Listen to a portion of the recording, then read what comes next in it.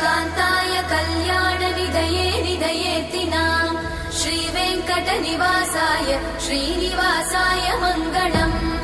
Lakshmi सविभ्रमालोकसुभ्रूविभ्रमचक्षुषे